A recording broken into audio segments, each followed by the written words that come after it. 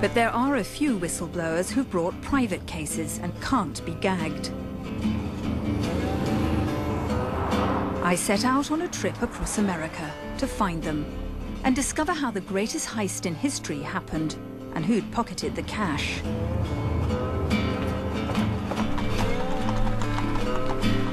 I headed first to Texas, heartland of the Republican Party, and President George Bush. Home originally to one of America's biggest corporations, Halliburton. They started out in oil, but found war was profitable too, from Vietnam to Bosnia, now Iraq. Our employees are doing a great job. We're feeding the soldiers, we're rebuilding Iraq. Halliburton can perform miracles of logistics. They struck deals to bring all-American brands like Burger King and Subway to the front line. $25 billion worth of US government contracts in all. They've kept the soldiers happy, but what about the taxpayer?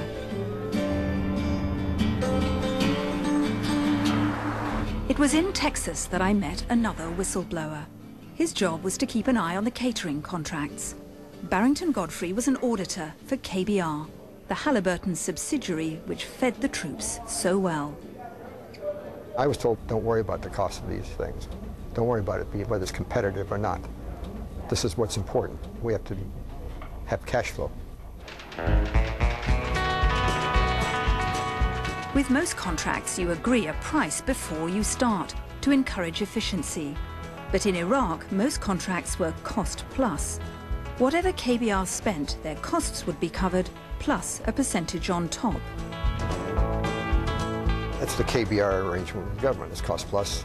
So basically, the more money that flows, the more money KBR makes. When Barrington did a head count at an army base in Mosul and compared it to KBR's invoices, he was puzzled. The company was charging for thousands of meals they weren't actually serving. How much do you think that all added up to? Well, I've done estimates in the Mosul area, $10 to $15 million, just in the time I was involved. $10 to $15 million just in the few months you were there? For one site.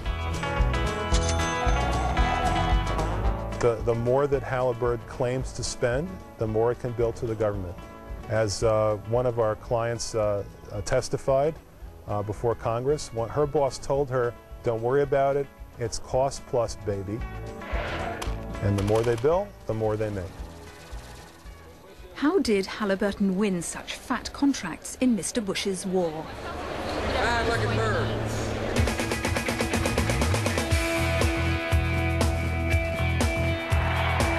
As America was counting down to war, a contract worth potentially $7 billion landed on the desk of a top official at the Pentagon. But not just any official. They called me a stickler for the rules, and but that was my job. That was the oath of office that I had taken. The most senior civilian in charge of contracting for the US Army Corps of Engineers, Bunny Greenhouse, was surprised. There was only one company bidding for the contract to rebuild Iraq's oil industry: Halliburton. There were many other companies out there who could have competed for this, but they weren't aware of it.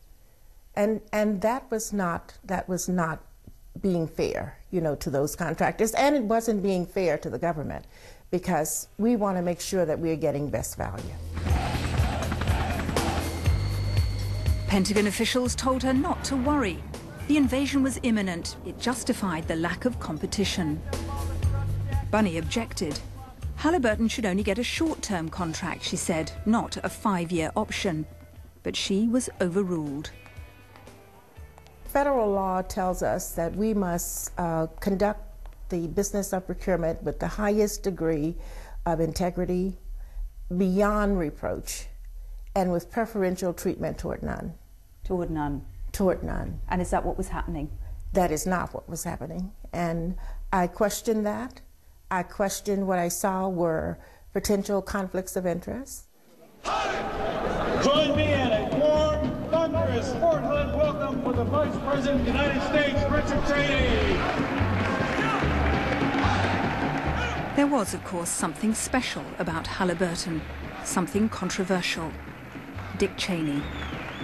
At Fort Hood in Texas, I watched as he saluted the troops.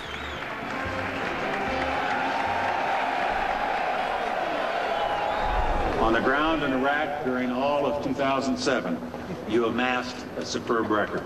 And I'm here to say thanks and welcome home.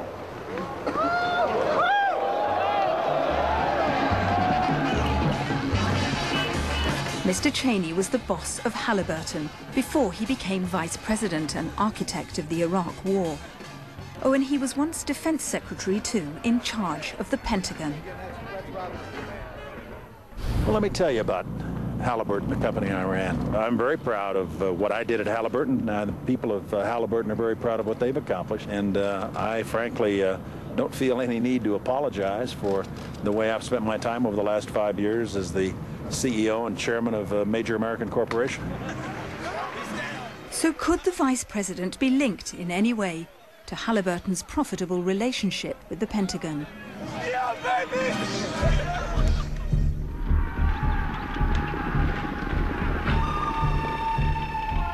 Most definitely, according to the Democrats in Congress. Henry Waxman's committee has led the charge. Unable to stop the war in Iraq, Bush's opponents have shifted their battleground to the issue of war profiteering. Halliburton had a special relationship with very high-up people in the Bush administration. How much was that a factor in the contracts that they won and the amount of money they managed to make? For the longest time, I accepted the word of Vice President Cheney, who had been the CEO of Halliburton, that neither he nor his office had anything to do with these contracts. But after a year of our investigations on the Iraqi contracts, we found out that it wasn't the way the Vice President claimed it to have been. Then came the revelation of a confidential email from inside the Pentagon. It said that action on the Halliburton contract had been coordinated with the Vice President's office.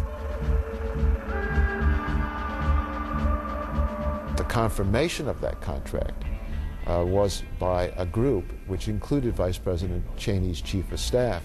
None of them thought perhaps there would be an inappropriate appearance of conflict because Cheney had come from Halliburton. They didn't see it that way. Mr. Cheney has said he played no role whatsoever in government contract decisions involving Halliburton. Sheer deception. Great. Took away steering wheel. Even the flaps are quiet. The American war machine has long relied on private contractors, supplying everything from security guards to short-order cooks. That principle of buying in expertise isn't in question. The bravery of civilian employees not in doubt. But it's the corporate excesses in Iraq that have angered those who expected better.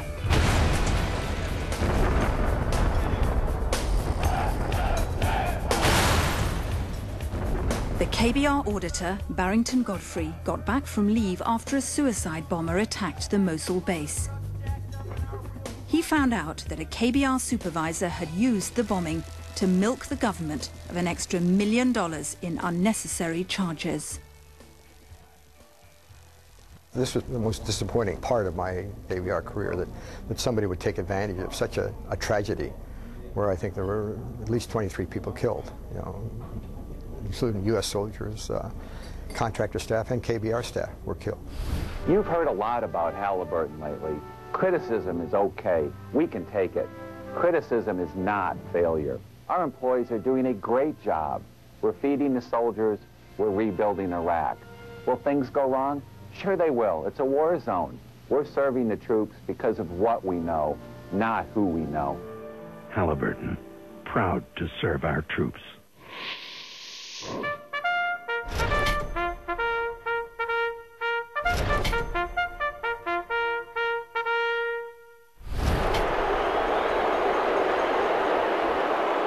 Mr. Cheney always said he'd given up his financial stake in Halliburton when he became vice president. But it seems that he'd bowled a fast one. 2 years after the invasion, it was revealed that Mr. Cheney still had stock options in Halliburton. It was only then that he sold $8 million worth and gave the money to charity. He still got nearly $5 million worth of those options.